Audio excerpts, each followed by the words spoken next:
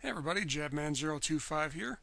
Today I'm taking a look at my 123rd Master Grade, the RX-78-02, Gundam the Origin, from the manga / OVA Gundam the Origin. Let's have a look, see what we got. Now, starting off with the torso, there are some very interesting things going on with this kit. Some very out-of-the-box designs, which I like. Starting with the torso. Torso is connected on the front here, so it kind of floats free. You can see there's nothing really connecting on the top, which is weird, but it works out really well, especially for waist movement. Still connected via the front, but it is a little different. And I like different after building so many Gundams. Amuro in there. Amuro is in his civilian garb, pants, jacket, t-shirt, the way he first gets into the Gundam in the manga.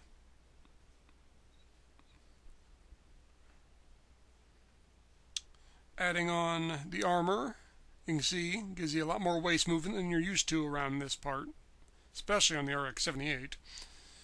Add on the rest of the armor in the backpack, movable thrusters, very simple backpack, but very effective.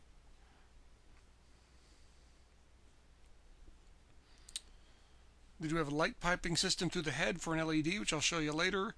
And the compartment opens up a heck of a lot simpler than other versions of this kit. And there's a little flip open and flip shut. That's pretty much it. Very simple, but you can notice the torso on this thing is very big compared to other versions of this kit.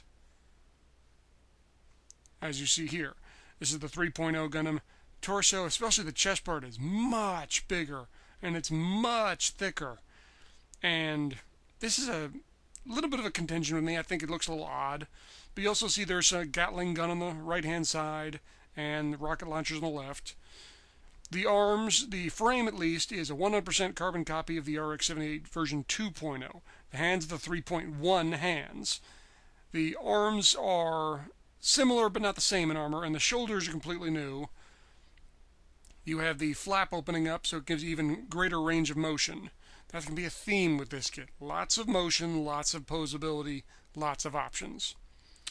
The head, they give you the eyes in straight clear. Not clear red, not clear anything. I went ahead and painted clear red. They give you yellow stickers. But in my eye, the RX-78-02 always had red eyes. That's all the colorization we see. He always has red eyes. So I went ahead and clear red. And honestly, they're really dark and you can't really see that much here anyway. But it has a spot for an LED. And I'll show you that in a little bit later. The head is proportionally very small to the rest of the body. It seems just really tiny. It makes the shoulders a little bit wider, which makes sense if you got weapons on the shoulders, but I think the head looks a little odd in this place, especially you'll see when I compare it with other Gundams later. It's really tiny.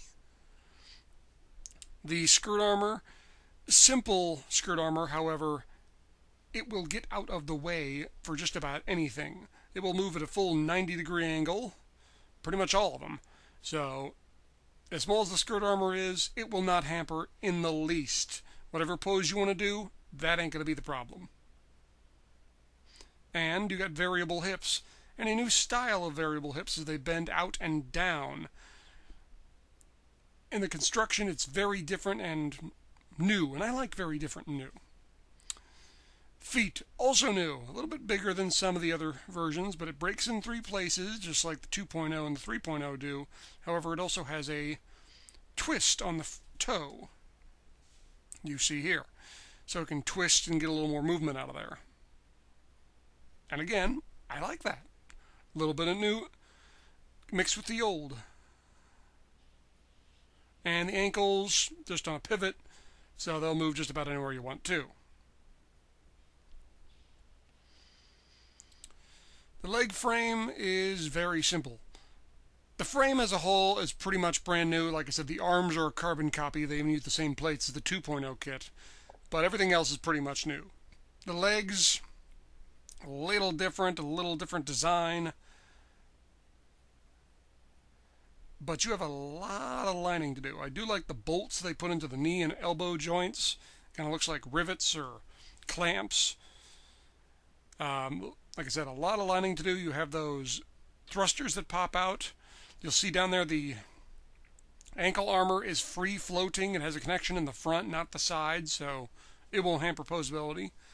Balance is excellent. This is a very tight kit, very solid, no real loose joints. I'm looking at you 3.0.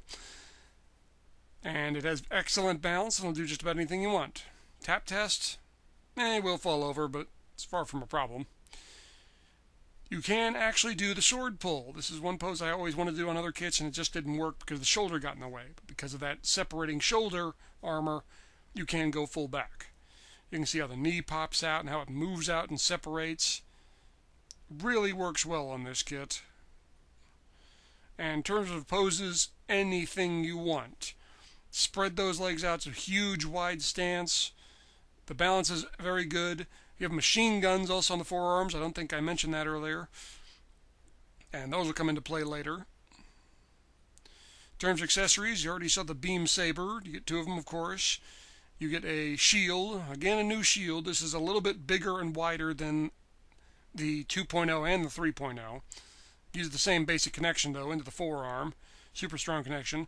The Origin holds the shield upside down. It does have the vent like you see in the 2.0.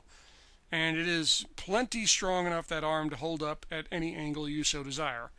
You see the handle is there. It's far from necessary to be there. You can put it in the hand if you really want to, but it serves no purpose. Weapons, your standard everyday beam rifle you've seen a million times. Slight variation on the barrel. The scope is a little different in that you put the sticker in and then the clear piece on top of it, which actually looks really, really good. But this is the same old beam saber you've seen a million times. I think this is the same beam saber, or beam rifle, pardon me, from the 3.0. And like the 3.0, you can connect it into the shield. Unicorn Gundam style.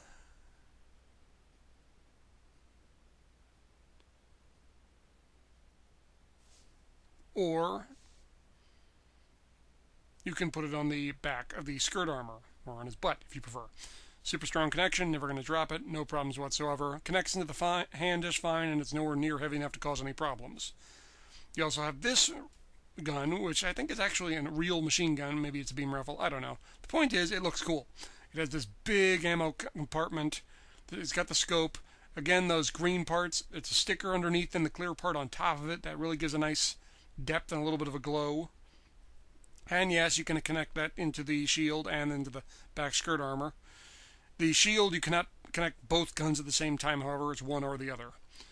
Bazooka, very nice bazooka. I think this is the 3.0 bazooka again, the slight variation. You can remove said ammo pack and clip it into place.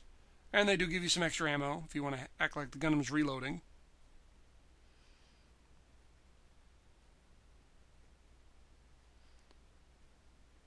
And it connects into the back skirt armor. It will not connect into the shield. It's just a little bit too heavy there, and the connection doesn't quite fit in the slot they give you, but works fine. Something new, the shoulder cannon. The Origin actually has an optional shoulder cannon. Again, same deal, sticker with the clear piece on top of it. And the way this works is you disconnect this section here that holds the beam saber. Set that aside, connect in the shoulder cannon into the ball joint, and with a little fiddling, it will move up and over the shoulder. And if this is since it's on that ball joint, it'll move just about anywhere you want, up and down, left and right, any angle you like. It looks good.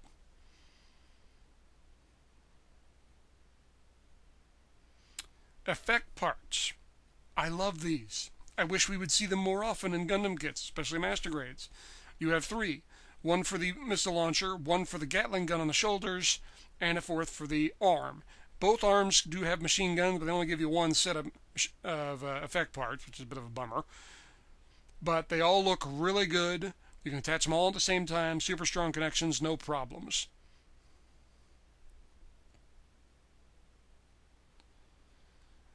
Here I put the LED in. You can see the glowing red eyes. Beam the shoulder cannon up, and all the decals on.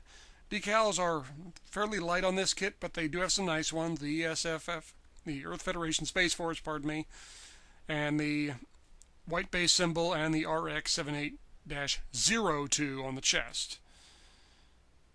On the backside, simple decals. Like I said, surprisingly light. I was expecting a lot more decals than there were on this kit. Didn't take very long to decal at all. And I like the way those red eyes look. That is a very nice look. And here you see a charging pose. You can see his legs all the way back, 1 step forward, arms over his head, shields out. You got all this stuff happening. You got a big, wild, gangly pose, and this thing has no problems. Any kind of pose you want. Any pose you want, you can do with this kit. Get him on an action base, it even gets bigger. Now, a little comparison next to the 2.0 and the 3.0.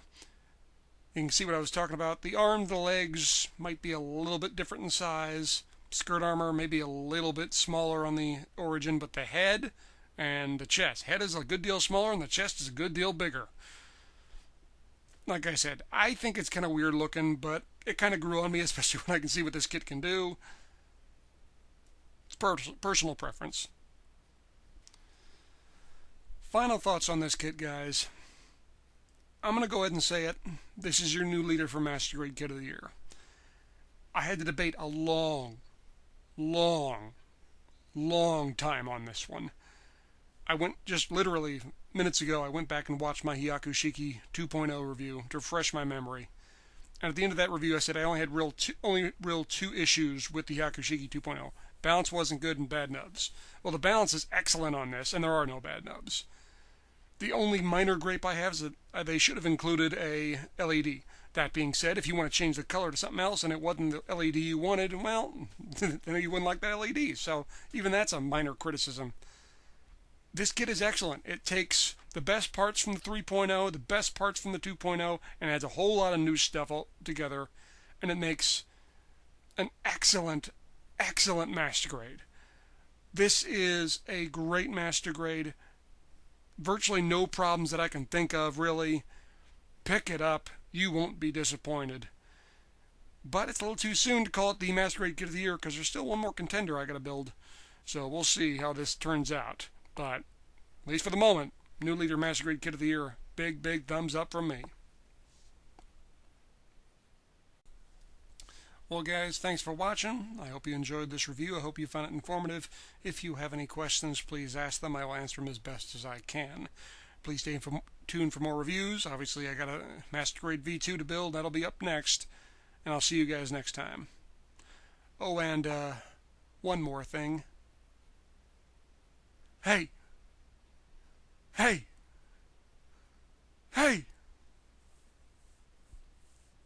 We're waiting. Oh, shut the hell up.